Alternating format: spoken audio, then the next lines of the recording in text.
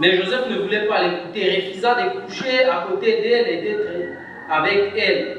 Un certain jour, Joseph était entré dans la maison de son maître pour faire son travail. Aucun domestique ne se trouvait là. Alors, il lui abandonna son vêtement entre les mains et s'enfuit dehors. Verset 20. Il fit saisir Joseph pour le jeter dans la prison.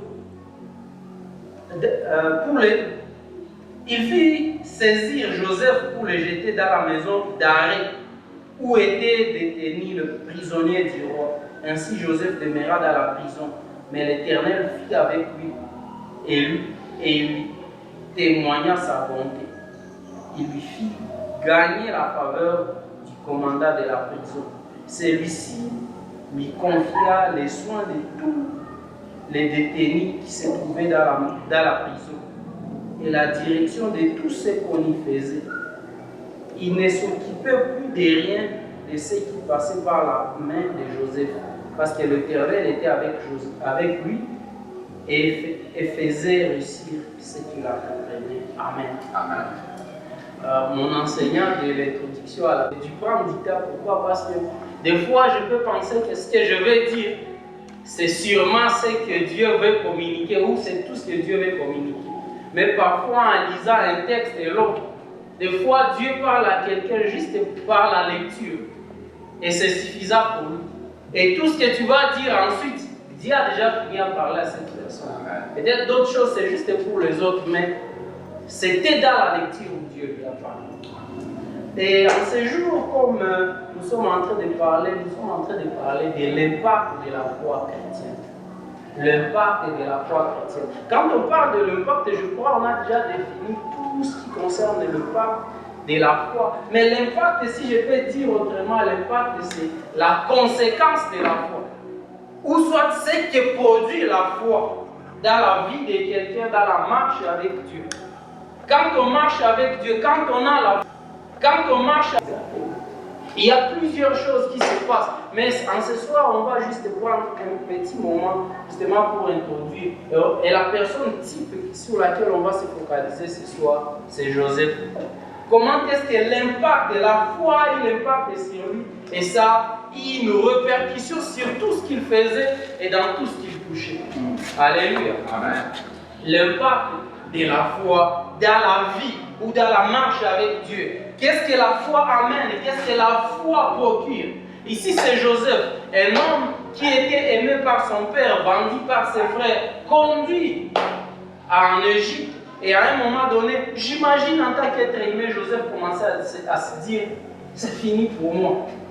Tout s'est écoulé. Les gens qui pouvaient l'aider ne l'ont pas fait.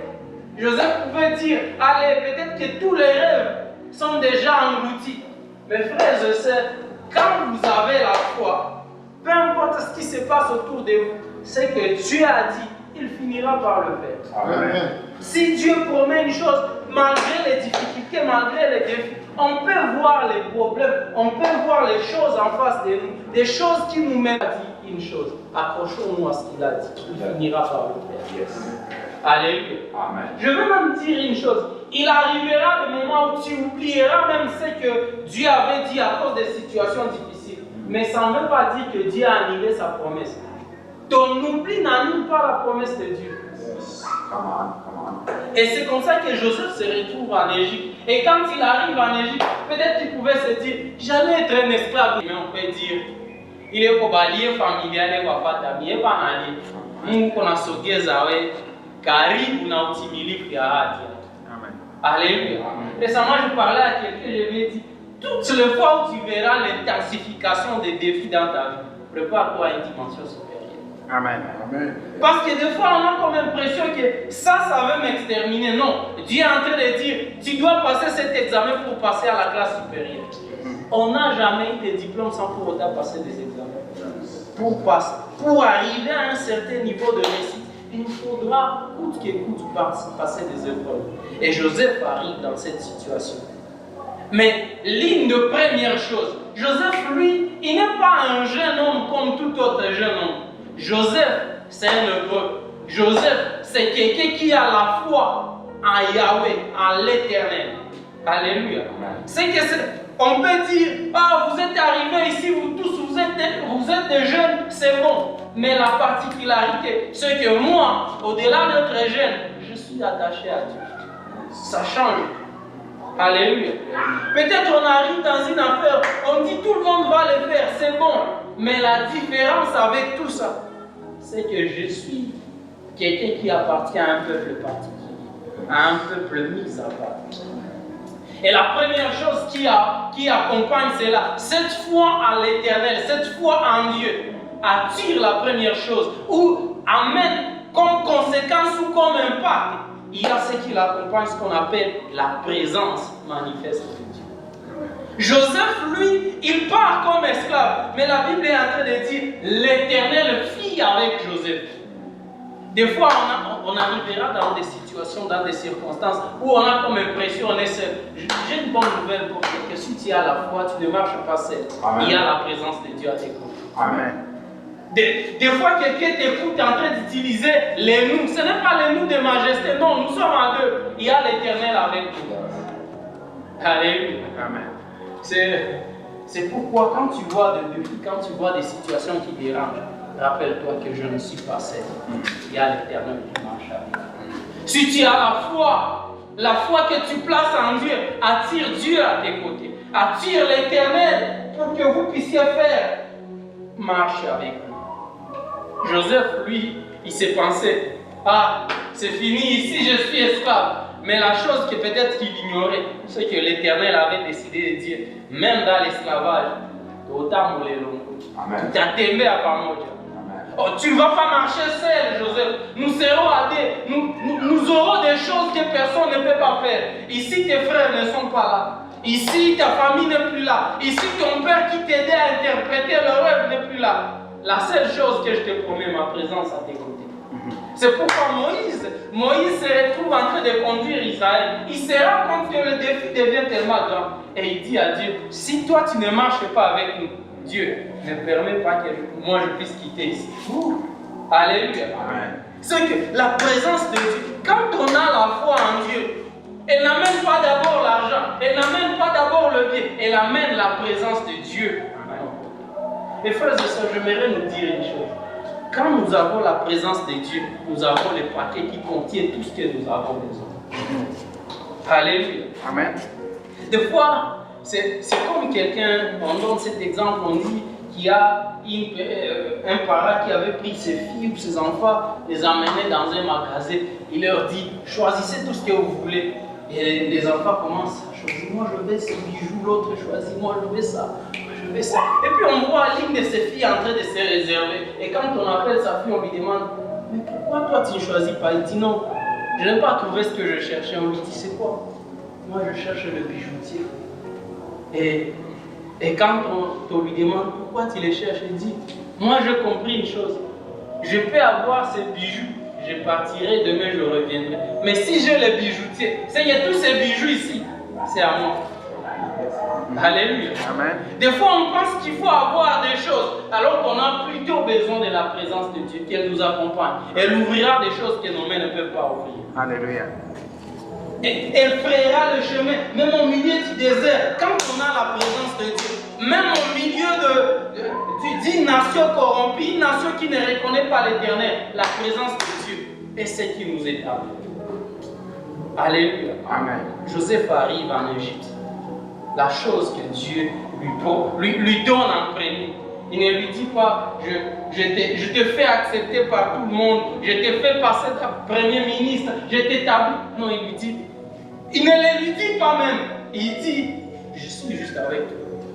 La Bible est en train de dire, et la présence de Dieu. Et l'Éternel fit avec. Parfois tu entres devant une porte, et elle s'ouvre comme automatiquement. Ce n'est pas toi, c'est l'Éternel qui l'a ouverte devant toi. Alléluia. Alléluia. Alléluia. Amen. Conséquence ou impact de la foi dans notre marche. Dans notre marche en tant qu'enfant de Dieu. Dans notre marche en tant que chrétien. Quand on a la foi, la première chose qui vient vers nous, c'est Dieu. Et je crois dans l'Apocalypse, la Bible est en train de dire, si tu ouvres ton cœur, lui il viendra Il soupera avec toi et toi avec lui. Désormais, vous deviendrez de gens qui collaborent, qui mangent ensemble. Ce n'est plus quelqu'un à l'extérieur, on va se voir juste à la route. Non, désormais, nous vivons ensemble. Désormais, je suis avec toi. Désormais, celui qui t'attaque m'attaque. Moi, je vais donner cet exemple. Frères et sœurs, moi, je suis grandi pas fort physiquement, quelqu'un qui a la force pour se battre. Et je vis, du fait que je connaissais déjà ça, je vitais de problèmes. Parce que je me savais déjà que je n'étais pas assez fort. Mais un jour comme ça, je me rappelle, on était dans un terrain de football. Et quelqu'un m'a dérangé. Il savait que j'ai toujours fait ces blagues, je vais courir. Mais ce jour-là, il voit que j'insiste, je résiste. Pourquoi je résistais? J'avais mon cousin. Lui, il était mon jeune frère, mais il était plus fort que moi. Et là, il voyait que je suis en train de résister, il ne comprenait pas. Et juste quand il a osé s'approcher de moi, mon cousin est venu le prendre. On l'a tabassé jusqu'à ce qu'il nous a dit pardon. Vous savez, frères et sœurs, quand on marche avec quelqu'un de si fort, on ne s'inquiète pas. Ce n'est pas nous qui nous battons. C'est l'Éternel qui marche avec nous. Et frères et sœurs, j'aimerais nous encourager ce soir à dire à Dieu, Dieu, s'il y a quelque chose de si précieux que j'aimerais te demander, c'est que ta présence soit manifeste, tangible et palpable dans mon vie. Quand je marche, peut-être que je ne peux pas parler, mais que les gens voient qu'il y a quelque chose de différent qui se passe dans sa vie. C'est Dieu qui marche avec nous. Alléluia. Amen. Deuxième chose, que la foi produit dans la vie de quelqu'un.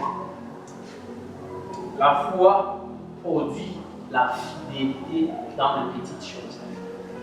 Alléluia. Amen. La foi en Dieu produit une fidélité dans de petites choses. Des fois, vous pensez, en tant qu'être humain, on a comme tendance de croire que quand Dieu va accomplir une chose, il va l'amener grande une fois pour toutes. Des fois, Dieu, dans sa souveraineté, en voulant accomplir une chose, c'est qu'il produit en nous. Il produit juste la petite chose. Comme Élie, tout ce que Dieu lui avait montré, c'était juste une pomme de main dans le ciel. On pouvait dire que non, il n'y a pas d'orage, il n'y a pas quelque chose qui montre que la pluie, qu'il va y avoir la pluie. Mais il disait cette chose. Et il s'est concentré sur ça en disant, l'Éternel m'a déjà montré ça. C'est suffisant, va dire à Cap de s'enfuir. Parce qu'il va pleuvoir. Il est fidèle en Dieu. Il croit tellement que c'est petit. Mais c'est là que réside toute chose que Dieu va faire. Amen. Luc chapitre 1 parle de quelqu'un qu'on appelle Siméon. Siméon avait cette promesse de Dieu en disant, tu ne mourras pas sans pour autant voir les saluts d'Israël. Et Siméon était dans l'attente. Il attendait quand est-ce que l'Éternel fera cela. Et le jour où Siméon était parti au temple, conduit par l'Éternel, poussé par l'Esprit de Dieu, quand il arrive au temple, ce jour-là, il se rend compte qu'il s'est rencontré avec Jésus, le bébé Jésus. Mais quand tu prends le bébé Jésus entre ses mains, écoute la prière de Siméon. Il dit, Seigneur, je te rends grâce. Tu peux même permettre que ton serviteur s'en aille. Parce que mes yeux ont vu ton salut, les saluts que tu as promis à Israël. Il n'attend pas d'abord le Jésus qui est en train d'opérer les miracles. Il voit juste le petit Jésus. Il est satisfait comme s'il a déjà tout vu. Amen. Alléluia. La fidélité dans de petites choses. Frères et sœurs, n'attendez pas que Dieu produise la plus grande chose pour être heureux. Regarde juste la plus petite chose que Dieu est en train de faire dans ta vie. Et commence à lui dire, Dieu, je sais que ça c'est quand même. Je ne connais pas là où tu es en train de m'amener, mais je ne peux pas. Je vais donner cet exemple. Un jour comme ça, j'arrive à Goma et je passe nuit en Madi Makouli. Ce jour-là, d'abord, je me mets dans la salle de bain, je regarde vers les lacs comme ça. Je regarde, Dieu, ça c'est bon vraiment. Je ne sais pas si tu veux m'amener ici. Chamima qui était non da budi chaminda nia. Chumba moi yenye biko ikonda yenye mitanza ingia mikona. Mungu pardon. Anga tu il est quoi manzo. Alléluia. C'est que Dieu, je vais juste passer peut-être un jour ou 2 jours ici. Mais je sais déjà que ça, ce n'est pas moi. Je ne suis pas assez intelligent pour m'amener ici. Dieu, c'est toi. Et si tu as commencé ça, je sais que tu m'emmèneras plus tard. Alléluia. Amen. On voit juste la plus petite chose que Dieu est en train d'accomplir. On voit peut-être Dieu ouvre une petite porte. Dieu peut-être permet qu'une circonstance se passe.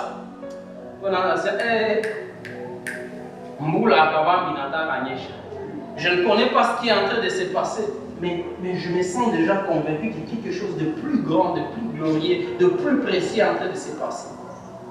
Les gens peuvent dire, oh non, ça tout le monde en a, pourquoi toi tu t'inquiètes? Non, moi je suis tellement sensible, je sais d'où est-ce que je viens avec Dieu. Juste en voyant ça, je sais que ça c'est le signe que Dieu est en train de faire là. Alléluia. Amen. Peut-être que les gens vont dire, non, tu allais attendre que ça soit grand. Non, moi je n'attends pas. On parle de cette maman qui, les jours où son fils a acheté les téléphones tactiles, on voit cette maman les dimanches arriver à l'église et voir soit si fille. Nami mtoto vous avez le téléphone et vous pouvez faire un nani. Pas tout en vous riez parce que vous ne connaissez pas d'où est-ce qu'il vient avec Dieu. Alléluia. Mais lui, elle est tellement reconnaissante, elle sait. Nous venons de lui avec Dieu. Pour ça, c'est déjà une preuve. Si un téléphone pareil aussi peut entrer dans ma maison, mon goût au grave. Amen. Alléluia. Amen. Et je m'ami, quand j'ai besoin d'être sincère avec Dieu, j'aime passer du temps en prière avec lui. Des fois, tu l'écoutes. Lui, il parle français, il parle anglais, mais quand il prie pour moi, là, des fois, tu vas l'écouter. Franchement, nous pouvons voir. Nous pouvons oublier notre fantasme. Papa, on oublie notre fantasme. Vous allez à Maïcha. Vous allez à ta vie, pasteur. Mon grave. Ça, il est reconnaissant. Peut-être que vous allez trouver comme ça. Je vous rassure que quand le frère l'a pris ici, s'il prie ici, tu vas te taire pour écouter sa prière. Parce qu'il est tellement naturel mais profond. Il est sincère avec Dieu. Peut-être que vous trouvez que ça, tout le monde a, mais lui, il connaît ce que je vis avec Dieu. Ça, ce n'est pas petit. Je peux être fidèle à Dieu juste dans cette petite chose. Dieu merci parce que tu l'as fait. Ça n'a pas été mes efforts. Je connais dans quelle famille nous venons. Je connais d'où est-ce que nous venons avec quoi. Juste en voyant ça, je peux être reconnaissant. Dieu, tu l'as fait. Alléluia. Amen. Alléluia. La fidélité dans les petites choses. Et on voit Joseph qui est établi, qui est amené dans la maison de Potiphar. Dieu lui accompagne. Joseph n'a pas encore été établi comme maître, comme étendant sur tout ce qui est possédé Potiphar. Mais Joseph, juste dans les petites choses, commence à être intègre, fidèle. Il met l'excellence, le sérieux dans chaque petite chose que Dieu a en train de faire. Il n'attend pas que les jours où on va m'élever, là je serai excellent. Non. Il commence juste à se soumettre à faire. Ça, je peux le faire. Ça, je peux le faire. Ça, je peux le faire. Et on voit comment est-ce que dans chaque petit pas, même son maître constate, il remarque et dit non, c'est lui-ci. Et je vais nous rappeler une chose, son maître ne connaissait pas l'Éternel. Mais son maître était à mesure de constater que l'Éternel était avec lui. Alléluia. Il constate, il dit, non, peut-être qu'il y a eu des gens qui ont été ici, mais quelque chose de particulier est en train d'accompagner ces gens. Lui, il a la présence de Dieu. Et il remarque, il a même la capacité de saisir et d'interpréter en disant, non, si quelqu'un dans des petites choses comme ça, ça peut aller de l'avant. Je peux lui ramener sur la plus grande chose. Alléluia. Amen. Il ne lui demande pas autre chose. Il remarque juste comment est-ce que c'est petit. Dans de petites choses, Joseph est intègre. Et dans de petites choses là, la main de Dieu est en train d'accompagner la petite chose. Lui-même s'est dit, si je lui mettais sur la plus grande chose, comment sera ma maison? Il décide, il dit, tu seras l'étendard sepulcre. Alléluia. Amen. La fidélité dans de petites choses. Des fois, on peut penser que la grande chose viendra Dieu. Mais Dieu nous présente juste la plus petite chose. Et il attend que nous puissions nous soumettre et marcher avec lui pour qu'il puisse faire la suite.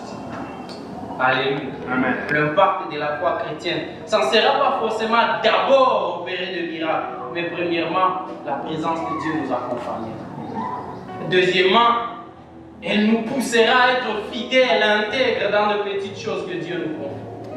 Et nous poussera à être reconnaissants dans de petites choses. Peut-être que tout le monde peut la trouver minime, mais quelqu'un qui reconnaît que c'est Dieu qui est en train de le faire sera fidèle, même dans cette petite chose. Il n'attendra pas que tout soit parfait. Il regardera juste la chose que Dieu est en train de faire. Comme Siméon, il n'attendra pas de voir Jésus en train d'opérer des miracles, guérir le malade, ressusciter les morts. Il voit juste le petit Jésus, le bébé Jésus. Il le regarde, il dit, mes yeux ont vu ton salut. Même Siméon est comme satisfait. Siméon n'a même plus besoin de voir Jésus qui va régner sur Israël. Il voit juste le bébé Jésus. Et tout son cœur, tout son cœur est rempli de reconnaissance. Alléluia. Amen. Alléluia. Amen. La troisième chose que la foi produit, c'est l'intégrité morale. Amen. Amen. L'intégrité morale. Et ça, on le voit à partir du 6e, 7e verset en descendant. On voit comment c'est un homme établi déjà sur la maison. Un homme qui était venu en esclave. Imagine quand Joseph arrivait en Égypte, il n'avait pas de chaussures. Peut-être qu'on avait déjà déchiré tous ses vêtements. D'ailleurs, ses frères lui ont enlevé la tunique. Certainement, il était venu torse nu quand il était arrivé en Égypte. Maintenant, il est l'étendard dans la maison des responsables d'un général du roi. Par exemple, quelqu'un qu'on établit responsable sur l'une des maisons des généraux congolais. Quelqu'un d'important en RDC, on lui dit, toi tu vas être l'étendard de cette maison. Il n'y aura pas plus grand que toi aussi.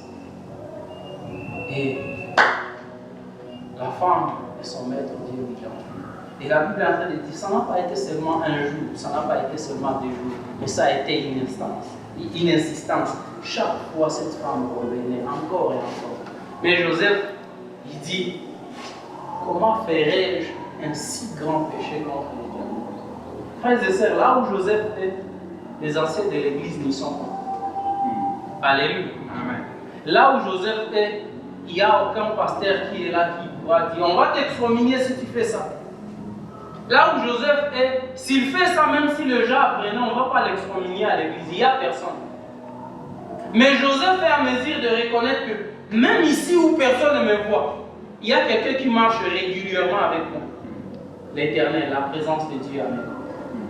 Frères et sœurs, la présence de Dieu ne sera pas seulement un privilège pour toi, mais elle sera aussi un guide pour toi et une conscience morale dans ta vie. Alléluia. Amen. Quand tu es dans une situation où personne ne te voit, où personne ne peut te contrôler, comment est-ce que tu peux être en mesure de réagir? Est-ce que ta foi te pousse à avoir une intégrité morale? Est-ce que tu es en mesure de dire, non, à cause de ma foi, ça je le ferai? Une amie est venue me voir et me dit, je me sens que telle chose, je vais laisser. Elle a attendu pendant longtemps à voir cela. Elle sent que ça commence à menacer ses convictions dans l'endroit de Dieu. Elle dit ça, je vais laisser. Il y a l'argent dedans, il y a peut-être le respect dedans, mais elle dit, je ne vais plus continuer avec ça, avec ce travail. Ça commence à menacer ma foi. Alléluia. Amen. Des fois, tu auras des circonstances qui te pousseront à examiner ta foi. À regarder ce que tu es vraiment sincère. Parfois on dit, Dieu tu es tout pour moi, Dieu tu mérites tout mon cœur, toute ma vie, jusqu'à ce qu'on se retrouve devant une situation où ça examine encore ton intégrité morale. Est-ce que vraiment tu es ce que tu es? Alléluia. Amen. Alléluia. Amen. Parfois tu te dis, je suis très sérieux, moi je ne suis pas comme les autres, jusqu'à ce que tu sois devant un défi.